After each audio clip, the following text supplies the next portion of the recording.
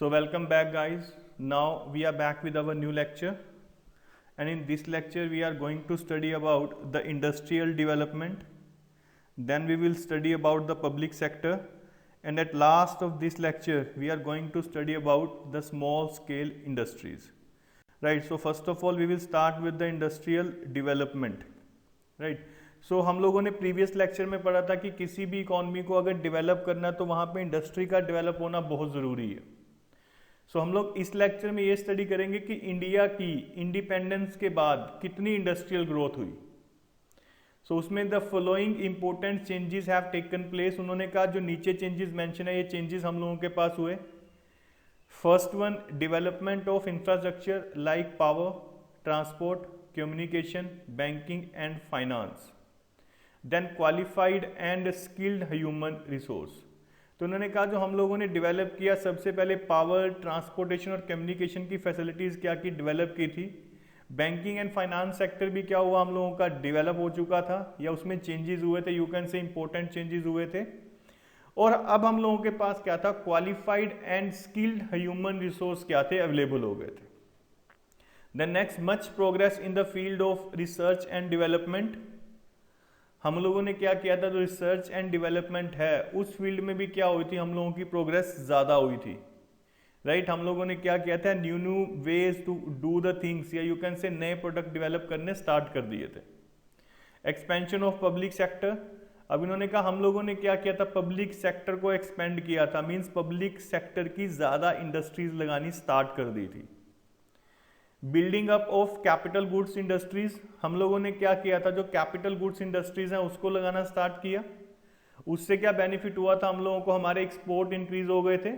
अब इंडिया क्या करता था, now we can export the spare parts of the things also. The next we have growth of non essential consumer goods industries.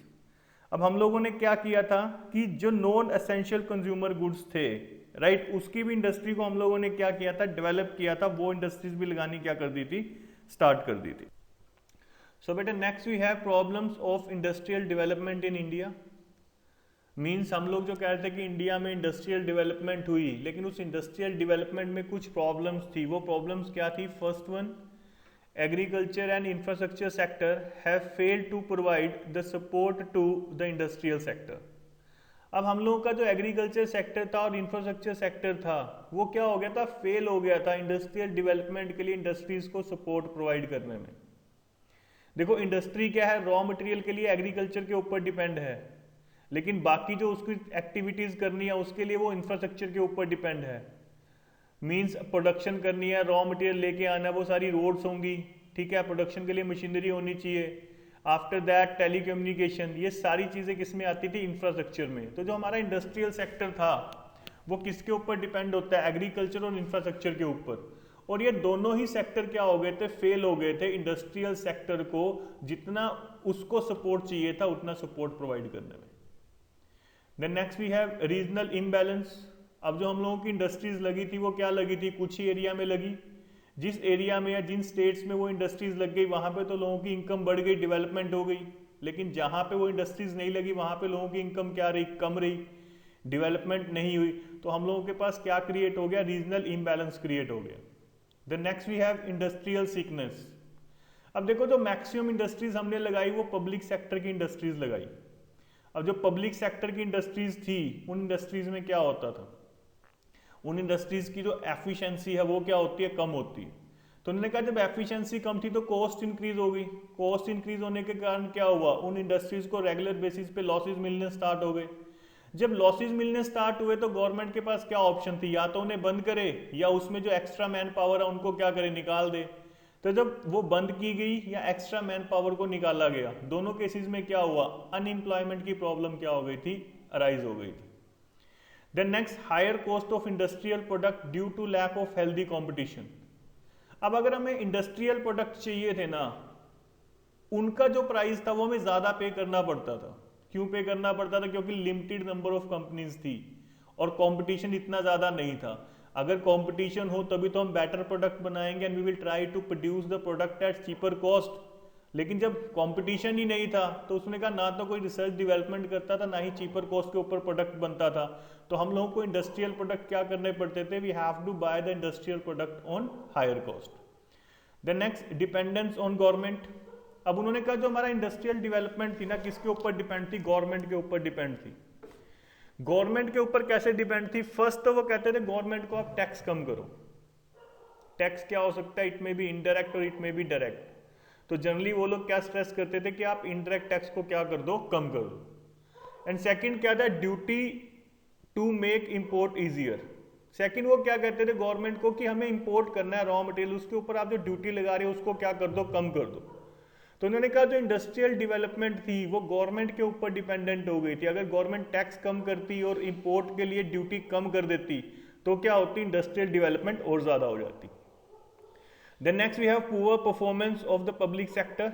अब इन्होंने कहा जो हम लोगों की इंडस्ट्रियल डेवलपमेंट हुई थी उसमें क्या था, देखो प्राइवेट सेक्टर भी था, पब्लिक सेक्टर भी था, लेकिन मैक्सिमम हम लोगों ने किस पे स्ट्रेस दिया था, पब्लिक सेक्टर पे। तो उन्होंने कहा जो पब्लिक सेक्टर था उसकी परफॉर्मेंस क्या हो रही थी, हम लोगों के पास पुअर परफॉर्मेंस हो रही थी। मींस जो पब्लिक सेक्टर था वो क्या नहीं कर पा रहा था, एफिशिएंटली वर्कआउट नहीं कर पा रहा था। Then next we have under utilization of capacity. अब इन्होंने कहा जो इंडस्ट्रीज थी वो क्या कर पा रही थी, अपनी कैपेसिटी का पूरा यूटिलाइजेशन नहीं कर पा रही थी। दैट्स वाई क्या हुआ, हम लोगों को इंडस्ट्रियल डेवलपमेंट में प्रॉब्लम हुई। अब कैपेसिटी का यूटिलाइजेशन क्यों नहीं कर पा रहे थे, क्योंकि स्किल्ड लेबर अवेलेबल नहीं थी, मैन पावर अवेलेबल नहीं थी, कैपिटल गुड्स अवेलेबल नहीं थी, अगर अवेलेबल थी तो हायर कॉस्ट के ऊपर अवेलेबल थी। इस कारण से क्या था, जो इंडस्ट्रीज थी अपनी जो कैपेसिटी थी उसका प्रॉपर यूटिलाइजेशन नहीं कर पा रही थी। Then next, increase in capital output ratio. अब उन्होंने बोला जो कैपिटल आउटपुट रेशियो थी वो भी क्या थी, ज्यादा थी, बढ़ रही थी। कैपिटल आउटपुट रेशियो क्या होती है बेटे, अगर आपको 1 यूनिट प्रोड्यूस करनी है, सपोज आपको 2 रुपीज इन्वेस्ट करने पड़ेंगे, तो जितना आपको इन्वेस्ट करना पड़ता है 1 यूनिट लेने के लिए उसको हम लोग कैपिटल आउटपुट रेशियो बोल देते हैं, राइट। तो हम लोगों की जो कैपिटल आउटपुट रेशियो थी वो भी क्या थी, ज्यादा थी। मीन्स आपको इन्वेस्टमेंट ज्यादा करनी पड़ती थी और आउटपुट क्या मिलती थी बेटे, कम मिलती थी, right guys. So next we have industrial policy resolution 30 April 1956। अब इन्होंने कहा जो 30 अप्रैल 1956 था उसमें हम लोग क्या लेके आए थे, अपनी इंडस्ट्रियल पॉलिसी लेके आए थे। अब इंडस्ट्रियल पॉलिसी क्या होती है, इन्होंने कहा industrial policy is a comprehensive package of policies major which covers various issues connected with different industrial enterprise of the country. मतलब जो इंडस्ट्रियल पॉलिसी थी वो क्या था, डिफरेंट पॉलिसीज का एक पैकेज होती थी, जिसमें हम लोग क्या करते हैं, हम लोग ये देखते हैं कि हमारी इंडस्ट्रियल एंटरप्राइजेस को, हमारी कंट्री में जो इंडस्ट्रीज हैं उनको क्या क्या इश्यूज हैं और उन इश्यूज को हम लोग कैसे रिजोल्व कर सकते हैं, राइट। सो इन्होंने कहा जो the 1956 resolution laid down the following objective of industrial policy. अब जो 1956 में हम लोग रेजोल्यूशन लेके आए थे उसने क्या कहा, उसने कहा इंडस्ट्रियल पॉलिसी के कुछ ऑब्जेक्टिव्स हैं। वो ऑब्जेक्टिव्स क्या थे, first one, to accelerate the growth of industrialization. उन्होंने कहा हम लोगों को क्या करना था, जो इंडस्ट्रियलाइजेशन की ग्रोथ है उसको क्या करना है, इंक्रीज करना है, क्योंकि अगर इंडस्ट्रियलाइजेशन इंक्रीज होगा तभी हम लोगों की इकोनॉमी क्या करेगी, ग्रो कर पाएगी।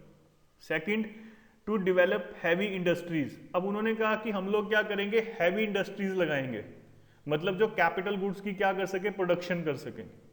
Next, to expand public sector. जो इंडस्ट्रियल पॉलिसी थी उसमें यह बोला गया कि हमें पब्लिक सेक्टर को एक्सपेंड करना है so that we can make the social welfare of the people या social welfare of the country. Then next we have to reduce the disparities in income and wealth. जो industrial policy थी उसका main purpose क्या था, जो income और wealth में क्या है, डिफरेंस है। देखो पुअर के पास कम पैसे थे, रिचर के सेक्शन के पास ज्यादा थे, तो हमें क्या करना था, उनको इक्वल लेके आना था, जो वो डिफरेंस था उसको रिमूव करना था या कम करना था। Then next, to prevent monopolies and concentration of wealth and income in the hand of some members और individuals.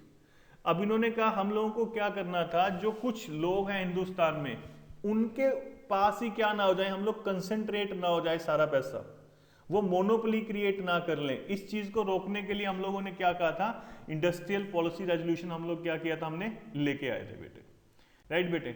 So next we have features of industrial policy resolution. अब इन्होंने कहा जो इंडस्ट्रियल पॉलिसी रेजोल्यूशन हम लोग 1956 लेके आए उसके फीचर्स क्या थे। First one, new classification of industry. हम लोगों ने क्या किया था, तो इंडस्ट्री की क्लासिफिकेशन थी वो चेंज कर दी थी। अब हम लोगों ने इंडस्ट्रीज को क्या किया था, 3 शेड्यूल्स में डिवाइड कर दिया था। शेड्यूल ए में 17 कंपनीज थी। अब शेड्यूल ए में क्या होता था, industries listed in schedule A whose future development, you can say further development, would be responsibility of state like railway, aircraft etc. तो इसमें बोला शेड्यूल ए में वो सारी इंडस्ट्रीज हम लोगों ने डाल दी जिसकी डेवलपमेंट करने की रिस्पॉन्सिबिलिटी किसको दी, गवर्नमेंट को दी या स्टेट को दे दी। Then next schedule B. अब शेड्यूल बी में क्या था, हम लोगों के पास 12 कंपनीज थी। Industries were include in schedule B. Private sector could supplement the efforts of the public sector with the state taking sole responsibility for starting new units, mining industry, machinery, tools and fertilizers. अब इन्होंने कहा schedule B में क्या था, हम लोगों ने वो इंडस्ट्रीज रखी जिसमें क्या था, प्राइवेट सेक्टर गवर्नमेंट के साथ मिलके काम कर सकता था, राइट। एंड लास्ट हम लोगों के पास है schedule C. Other residual industries were left open to the private sector and control by the licensing system.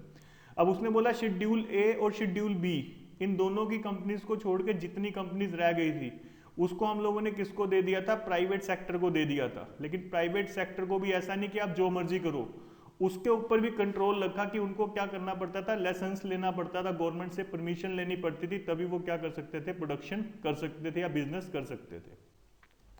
Then next we have stress on the role of cottage and small scale industry. अब हम लोगों ने जो industrial policy बनाई ना उसमें हम लोगों ने क्या किया, स्मॉल स्केल इंडस्ट्रीज को स्ट्रेस देना स्टार्ट किया। क्यों? क्योंकि स्मॉल स्केल इंडस्ट्री क्या करती थी, एम्प्लॉयमेंट जनरेट करती थी। जो हम लोगों का इनकम का अनइक्वल डिस्ट्रीब्यूशन है उसको रिमूव करने में क्या करती थी, हेल्प करती थी। Next industrial licensing. अब इंडस्ट्रियल लाइसेंसिंग हम लोगों ने स्टार्ट कर दी। अब इन्होंने कहा इंडस्ट्रियल लाइसेंस होता क्या basically, an industrial license is a written permission from government to an industrial unit to manufacture a good. मतलब आपने कोई चीज बनानी है तो आप क्या करोगे, गवर्नमेंट से एक रिटन परमिशन लोगे। वो रिटन परमिशन क्या है, लाइसेंस है। Industrial act 1951 empower the government to issue license for. हम लोगों का इंडस्ट्रियल एक्ट 1951 है, उसने क्या कहा था, गवर्नमेंट को पावर दी थी, गवर्नमेंट क्या कर सकती है, लाइसेंस इशू कर सकती है। किसके लिए, setting up of new industries, अगर आपको कोई नई कंपनी लगानी है। एक्सपेंशन ऑफ एग्जिस्टिंग वंस, कोई आपकी कंपनी थी आपने उसको एक्सपेंड करना है। डाइवर्सिफिकेशन ऑफ प्रोडक्ट, आप जो प्रोडक्ट बना रहे हो आपको उसके अलावा कोई और प्रोडक्ट बनाना है तो आपको क्या करना पड़ता था, इंडस्ट्रियल लाइसेंसिंग का जो प्रोसेस था वो क्या करना पड़ता था, पूरा करना पड़ता था। Then next we have industrial concession. अब उसने बोला were offered to the private entrepreneurs for establishing industries in backward region of the country. अब इंडस्ट्रियल कंसेशन या ये छूट हम लोगों ने किसको दी थी, प्राइवेट सेक्टर के लोगों को दी थी। क्यों दी थी, ताकि वो फैक्ट्रीज कहां लगा सके, सेक्टर में जाके लगा सके। Such as tax rebate and concessional rates of power supply. अब उसमें बोला क्या होता था उस कंसेशन में, वो कहते थे कि आपको टैक्स पे नहीं करना या टैक्स हॉलीडे है, अगले 5 साल तक आप इस एरिया में कंपनी लगाओ, 5 साल तक टैक्स पे नहीं करोगे, टैक्स हॉलीडे है। दूसरा, आप लोगों को जो इलेक्ट्रिसिटी मिलेगी उसके लिए आपको जो प्राइस पे करना है वो प्राइस क्या पे करना है, लेस पे करना है। तो उसमें बोला जो इंडस्ट्रियल कंसेशन दी गई वो क्यों दी गई, ताकि हम लोग क्या कर सके, रीजनल इक्वालिटी को क्या कर सके, प्रमोट कर सके। राइट बच्चे। So next we have public sector. अब पब्लिक सेक्टर क्या होता है, इन्होंने कहा public sector consist of all the industrial and commercial enterprise which are owned by the government and manage either by the government itself or by some other agency on behalf of government। मतलब public sector में वो सारे industrial enterprise या commercial enterprise आएंगे जो कौन manage कर रहा था, गवर्नमेंट मैनेज करती थी या गवर्नमेंट के बिहाफ पे कोई एजेंसी क्या कर रही थी, मैनेज कर रही थी। तो इन्होंने कहा रोल ऑफ पब्लिक सेक्टर क्या है। First one, lack of capital with private sector. इन्होंने कहा प्राइवेट सेक्टर के पास पैसा नहीं था तो पब्लिक सेक्टर क्या करता था, हेल्प करता था या अपनी इंडस्ट्रीज लगा देता था, गवर्नमेंट अपनी इंडस्ट्रीज लगा देती थी। Lack of incentives among the private entrepreneurs due to limited size of market. अब उन्होंने कहा जो प्राइवेट एंटरप्रेन्योर्स थे ना उनके पास कोई इंसेंटिव्स नहीं थे, क्यों नहीं थे? क्योंकि हम प्रोडक्ट कहाँ सेल कर सकते थे? इंडिया में, और इंडिया की मार्केट का साइज क्या था? उन्होंने कहा लिमिटेड था। तो इस कारण से जो प्राइवेट एंटरप्रेन्योर्स थे उनके पास कोई इंसेंटिव्स नहीं थे, तो हमें क्या करना पड़ा? पब्लिक सेक्टर की कंपनीज लगानी पड़ी। Socialist pattern of society, main aim of the government is to generate employment rather than profit. अब उन्होंने कहा पब्लिक सेक्टर क्यों लगाया जाता था? क्योंकि हम लोगों की सोशलिस्ट इकोनॉमी थी, हम लोगों ने मिक्स इकोनॉमी अपनाई थी। मिक्स में क्या था? प्राइवेट एंड पब्लिक सेक्टर, मतलब गवर्नमेंट सेक्टर था। तो गवर्नमेंट का मेन काम क्या था? सोशल वेलफेयर था। तो उन्होंने कहा गवर्नमेंट को प्रॉफिट नहीं चाहिए था, बल्कि क्या करना था? एम्प्लॉयमेंट जनरेट करना था। इस कारण से पब्लिक सेक्टर हम लोगों ने क्या किया? एस्टेब्लिश किया, पब्लिक सेक्टर की कंपनीज लगाई। डेवलपमेंट ऑफ इंफ्रास्ट्रक्चर, अब इन्होंने कहा पब्लिक सेक्टर की कंपनीज का रोल क्या था? वो क्या करती थी? इंफ्रास्ट्रक्चर क्या करती थी? डेवलप करती थी। BSNL गवर्नमेंट की कंपनी थी, टेलीफोन का उन्होंने क्या किया था? जो हम लोगों का एक्सपेंशन किया था, राइट। तो इसने बोला जो डेवलपमेंट ऑफ इंफ्रास्ट्रक्चर है वो भी कौन करता था? पब्लिक सेक्टर करता था। Then next we have development of backward areas. अब पब्लिक सेक्टर की कंपनीज कहाँ लगाई जाती थी? जहां पे एरिया बैकवर्ड हो, राइट। सो उन्होंने कहा जब पब्लिक सेक्टर की कंपनी लगाई जाती थी तो उस बैकवर्ड एरिया की क्या हो जाती थी? डेवलपमेंट हो जाती थी। To prevent concentration of economic power, अब इकोनॉमिक पावर का कंसंट्रेशन क्या करना था? हम लोगों को खत्म करना था। तो इस कारण से गवर्नमेंट क्या करती थी? अपनी कंपनीज भी लगाती थी, क्योंकि अगर हम लोगों के पास क्या हो? इकोनॉमिक पावर, मतलब कुछ इंडिविजुअल्स हैं, उन्हीं की कंपनीज लगती रहेंगी, तो क्या हो जाएगा? हमारा सारा कंट्रोल उनके हाथ में चला जाएगा। तो उस कंट्रोल को बचाने के लिए भी हमें क्या चाहिए था? पब्लिक सेक्टर चाहिए था। टू प्रमोट इंपोर्ट सब्स्टिट्यूशन, अब उन्होंने कहा पब्लिक सेक्टर में क्या था? हम लोगों ने ऐसी इंडस्ट्रीज भी बनाई जो क्या करती थी? इंपोर्ट सब्स्टिट्यूशन प्रोड्यूस करती थी। या सेकंड चीज, जो पब्लिक सेक्टर की कंपनीज अपना प्रोडक्ट सेल करती थी वो किस प्राइस पे करती थी? बेसिकली वो क्या करती थी? नो प्रॉफिट नो लॉस के ऊपर चलती थी। तो उनका प्राइस क्या होता था? कम होता था। तो उन्होंने कहा जो इंपोर्ट सब्स्टिट्यूशन है उसको प्रमोट करने की भी हमें क्या चाहिए थी? पब्लिक सेक्टर की कंपनीज चाहिए थी। Then next we have problems of public sector. अब जो पब्लिक सेक्टर की कंपनीज हम बोल रहे हैं भैया होनी चाहिए, लेकिन उनमें कुछ प्रॉब्लम्स भी थी। वो प्रॉब्लम्स क्या थी? Unprofitable pricing. अब जो पब्लिक सेक्टर की कंपनी लगाई गई, क्यों लगाई गई थी? क्योंकि सोशल वेलफेयर के लिए। जब सोशल वेलफेयर के लिए लगा दी तो उसका प्राइस क्या रखना पड़ेगा? हमें कम रखना पड़ेगा। तो उनकी प्राइसिंग क्या होती थी? अनप्रॉफिटेबल होती थी। Second, over staffing. अब इन्होंने कहा पब्लिक सेक्टर में क्या था? हम लोगों के पास ओवर स्टाफिंग ज्यादा थी। गवर्नमेंट का काम क्या था? गवर्नमेंट कहती है हमें एम्प्लॉयमेंट जनरेट करना है। अब नंबर ऑफ पर्सन्स तो कम चाहिए, लेकिन रिक्रूट ज्यादा कर लेते थे। तो उन्होंने कहा जो पब्लिक सेक्टर था उसमें नंबर ऑफ पर्सन जो काम कर रहे थे वो क्या थे? ज्यादा थे, ओवर स्टाफिंग थी वहां पे। मैनेजमेंट गैप, अब जो पब्लिक सेक्टर है वहां पे क्या था? मैनेज करने वाले कौन थे? ज्यादातर क्या होते थे? लेस स्किल्ड पर्सन होते थे, ठीक। तो उसने बोला उसमें क्या था? मैनेजमेंट का गैप रहता था, राइट। मतलब हम लोग मैनेज प्रॉपर वे में नहीं कर पाते थे। अंडर यूटिलाइजेशन गैप, अब हम लोगों के पास क्या होता था? अंडर यूटिलाइजेशन का गैप भी होता था। हम लोग क्या नहीं कर पाते थे?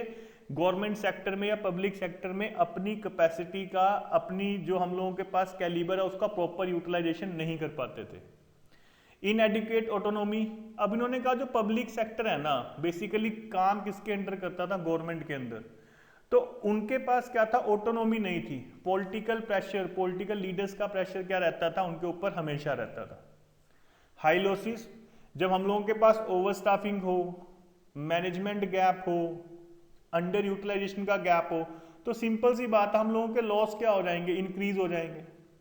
Next, burden of sick units.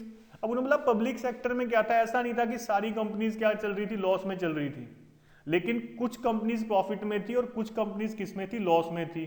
तो जो लॉस वाली कंपनीज थी ना, उनका बर्डन क्या था? उनका लॉस क्या होता था? ज्यादा होता था, राइट। तो उसने बोला हम लोगों के ऊपर क्या था? Burden of sick units. Next we have बेटा स्मॉल स्केल इंडस्ट्रीज। अब इन्होंने कहा जो इंडस्ट्रियलाइजेशन था उसके टू ब्रॉड डिमेंशंस थे।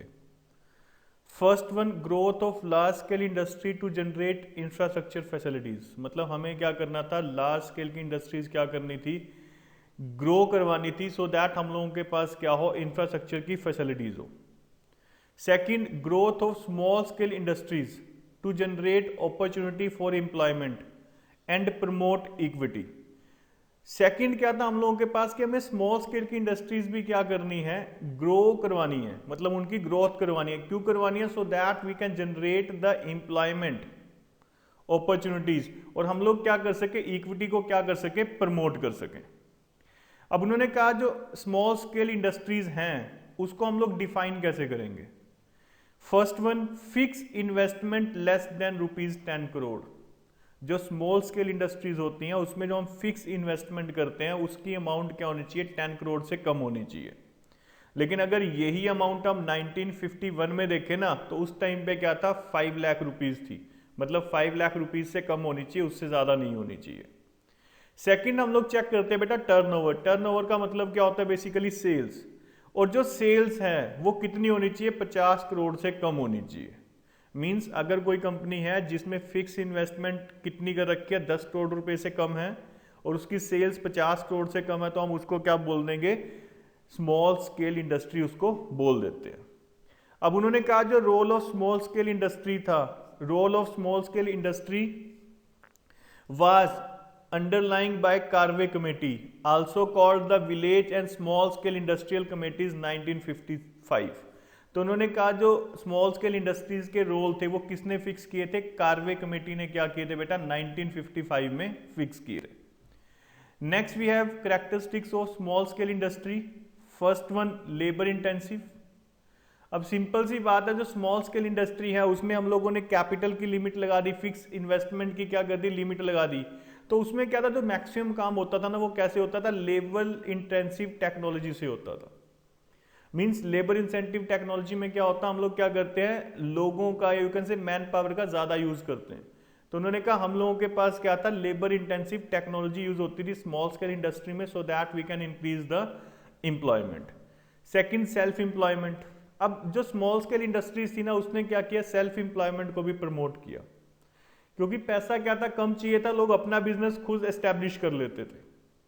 Third we have less capital intensive. अब हम लोगों ने पहले ही कर लिया कि ये कंपनीज क्या होती थी, स्मॉल स्केल इंडस्ट्रीज क्या होती थी, बेसिकली लेबर इंटेंसिव होती थी। तो यहाँ पे हम लोगों को कैपिटल की इतनी जरूरत नहीं पड़ती थी, मशीनरी की इतनी जरूरत नहीं पड़ती थी। एक्सपोर्ट प्रमोशन, जो स्मॉल स्केल इंडस्ट्रीज थी उन्होंने क्या किया था, हमारे एक्सपोर्ट को भी क्या किया था, प्रमोट किया था, बिकॉज हैंडीक्राफ्ट ये सारी इंडस्ट्रीज किसमें आ जाती हैं, स्मॉल स्केल इंडस्ट्रीज में आ जाती हैं।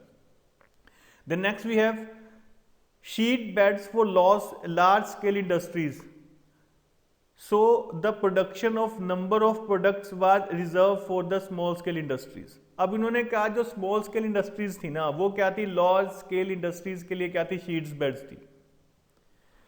साथ में जो स्मॉल स्केल इंडस्ट्रीज थी उनके लिए जो नंबर ऑफ प्रोडक्ट्स थे हम लोगों ने क्या कर दिए थे, रिजर्व कर दिए थे, मतलब लार्ज स्केल की इंडस्ट्रीज वो प्रोडक्ट प्रोड्यूस ही नहीं कर सकती थी।